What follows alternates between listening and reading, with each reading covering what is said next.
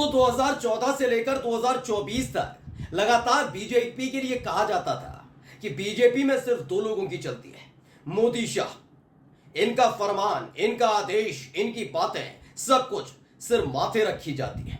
लेकिन जैसे ही लोकसभा चुनाव का यानी कि इस बार जो लोकसभा चुनाव हुए उसका नतीजा 4 जून को आया, वैसे ही अलग अलग राज्यों से आवाजें उठने लगी हैं, क्योंकि इनकी फितरत रही है कि ये अपने कद के बराबर किसी को आने नहीं देते। मैं विपक्ष की बात नहीं कर रहा हूं, बीजेपी की बात कर रहा हूं।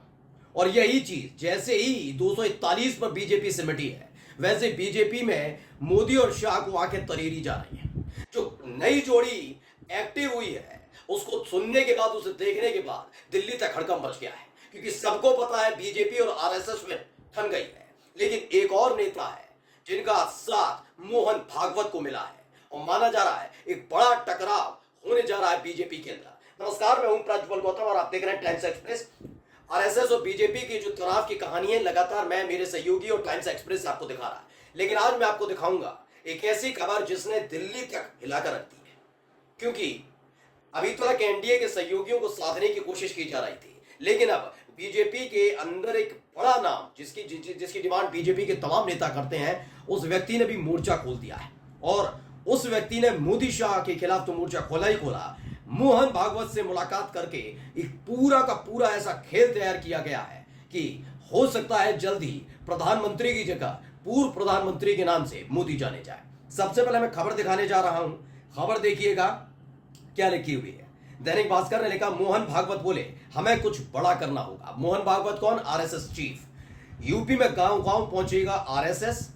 ये कहा कि अब आरएसएस गांव गांव पहुंचेगा। बीजेपी से नाराजगी के बीच सीएम योगी से होगी मुलाकात। दरअसल आप कहेंगे उत्तर प्रदेश के मुख्यमंत्री का खेल किया, मैं आपको समझाने की कोशिश करता हूं।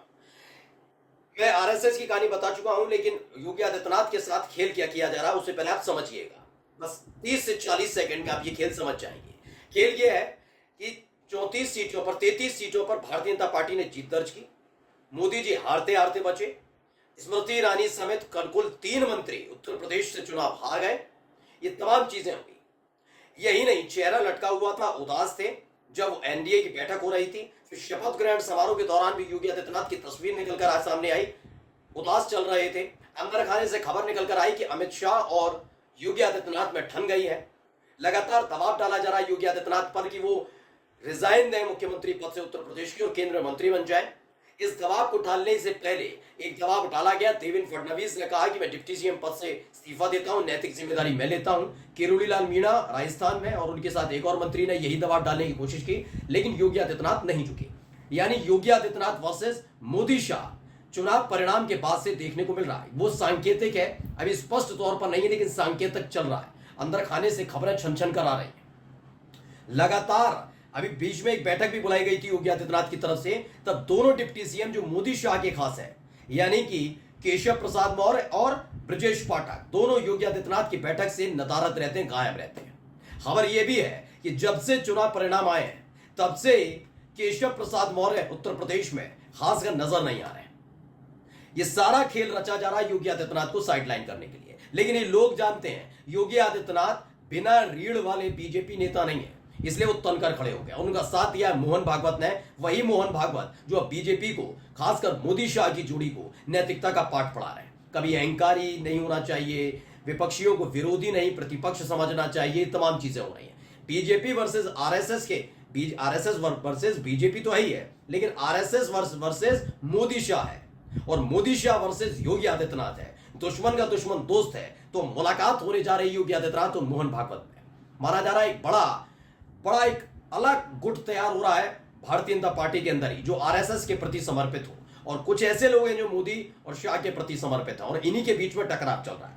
खबर क्या है, पहले खबर देखिए। जनसत्ता ने खबर छापी, क्या लिखा, यूपी से नदारद चल रहे केशव प्रसाद और योगी से मिलने आ रहे भागवत, क्या मायने हैं, क्या है। उत्तर प्रदेश में इस बार बीजेपी का प्रदर्शन काफी निराशाजनक रहा। 80 सीटों में से सिर्फ 33 सीटों पर जीत हासिल हुई। कई बड़े मंत्री चुनाव हार गए। ऐसे में सवाल उठ रहे हैं यूपी बीजेपी पर, सीएम योगी आदित्यनाथ पर और उनके साथियों पर भी। अब जब से बीजेपी को यूपी में इतना बड़ा झटका लगा है, एक और बड़ा सियासी घटना घटित हो चुकी है। डिप्टी सीएम केशव प्रसाद मौर्य उत्तर प्रदेश की राजनीति से नदारा चल रहे हैं। वे दिल्ली में कई दिनों से डेरा डालकर बैठे हुए हैं। यानी केशव प्रसाद मौर्य को लग रहा है कि मोदी शाह का आशीर्वाद उन्हें पहले भी मिलता रहा है, चुनाव हारने के बावजूद भी उन्हें डिप्टी सीएम बनाया गया था। ऐसे में उम्मीद जताई जा रही है कि योगी आदित्यनाथ का पत्ता अगर उत्तर प्रदेश से कटता है, तो केशव प्रसाद मौर्य मुख्यमंत्री बन जाएंगे, इसलिए वो वहां पर लॉबिंग कर रहे हैं। लेकिन अब उनको ये भूल गए कि उनको साथ किसका मिला? योगी आदित्यनाथ को साथ मिल गया है मोहन भागवत का। यानी दो बड़ी ताकत आपस में लड़ेंगी। ये स्थिति बन गई। यानी 4 जून को परिणाम आने के बाद बीजेपी वर्सेस आरएसएस पहली दफा इतने बड़े स्तर पर देखने को मिल रहा है। और ये सब पर्दे के पीछे नहीं हो रहा है, पर्दे के आगे खड़े होकर एक दूसरे पर कटाक्ष किया जा रहा है। बताया जा रहा है आप अहंकारी, आप घमंडी हैं, आपने बर्बाद कर दी पार्टी। ये सीधे आरएसएस के बड़े बड़े नेता मोहन भागवत, इंद्रेश कुमार दे रहे हैं बयान, और ये सुना चुका हूं सारे बयान। खबर क्या है देखिए, इसमें क्या कहता है, मुलाकात शिष्टाचार वाली है राजनीति। अब इन घटनाक्रमों के बीच संघ प्रमुख मोहन भागवत उत्तर प्रदेश आ रहे हैं। वे सीएम योगी आदित्यनाथ से मुलाकात करने वाले हैं। इस मुलाकात को लेकर कई तरह की चर्चाएं की जा रही हैं। कोई इसे सिर्फ शिष्टाचार भेंट मान रहा है, तो कोई इसे अलग सियासी मायने भी निकाल रहा है। समझने वाली बात यह है कि चुनाव नतीजों के बाद से बीजेपी और संघ के रिश्तों में एक दरार देखने को मिली है। इस दरार में भी मोहन भागवत की तल्ख टिप्पणी भी ने भी कई दूसरी अटकलों को हवा देने का काम किया है।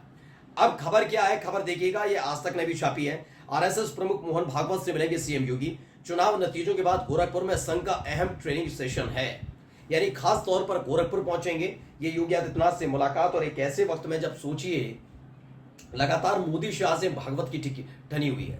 योगी आदित्यनाथ वाला कहानी मैंने आपको बता दी है, भागवत वाली कहानी में बता भी चुका हूं, लेकिन एक बार फिर से बताना चाहता हूं। पुरानी वीडियो में बताया था, नई वीडियो ये कि 21 मई को जेपी नड्डा का बयान, आरएसएस की जरूरत हमें नहीं, अटल बिहारी वाजपेयी के वक्त बीजेपी को जरूरत पड़ती थी, इस वक्त हमें जरूरत नहीं। ये जेपी नड्डा ही नहीं, सबको पता है, ये मोहन भागवत को पता है, मोदी शाह को पता है, योगी को पता है, विपक्षी पार्टी के नेताओं को पता है। जेपी नड्डा एक भी बयान, खासकर अगर ऐसा कोई बयान है जो आरएसएस से जुड़ा हुआ है, वो अपने मन से नहीं दे सकते। यानी मोदी और शाह के इशारे पर जेपी नड्डा ने बयान दिया था। मोहन भागवत समझ गए। 23 मई को उन्होंने कांग्रेस की तारीफ कर दी कि आजादी की लड़ाई में सबसे बड़ा योगदान कांग्रेस का। 4 जून को नतीजे आने के फौरन बाद ही मोदी शाह के लाडले बीजेपी आईटी सेल के हेड अमित मालवीय के खिलाफ आरएसएस के एक बड़े नेता शांतनु सिन्हा आरोप लगाते हैं वो लड़कियों की डिमांड किया करता है। अमित मालवीय जो मोदी और शाह का खासम खास है। चौथी घटना यह कि मोहन भागवत ने आगे आकर कहा कि जनसेवक को अहंकारी नहीं होना चाहिए। जनसेवक शब्द का इस्तेमाल इसलिए किया कि मोदी जी ये लगातार अपने आप को प्रधान सेवक और जनसेवक बताते रहे। उन्होंने कहा कि विपक्ष को विरोधी नहीं प्रतिपक्ष समझना चाहिए। इसके बाद इंद्रेश कुमार सामने आए, उन्होंने बताया कि भगवान राम ने बिल्कुल न्याय किया है। ऐसे लोग जो राम की मूर्ति को तो मानते थे, राम को तो मानते थे, लेकिन अहंकार आ गया, यानी बीजेपी में मोदी शाह में अहंकार आया, इसलिए 241 पर सिमट गए। यानी कुल मिलाकर आरएसएस ने मोर्चा खोल रखा है। मोदी और शाह डिफेंड मोड में है, क्योंकि वो बीजेपी को संभालें या अपने घटक दलों को संभालें। योगी आदित्यनाथ और भागवत की मुलाकात, ऐसे में माना जा रहा है योगी आदित्यनाथ उत्तर प्रदेश के मुख्यमंत्री पद से हटे या ना हटे, लेकिन दिल्ली में एक बड़ा घटनाक्रम घटने जा रहा है। नमस्कार।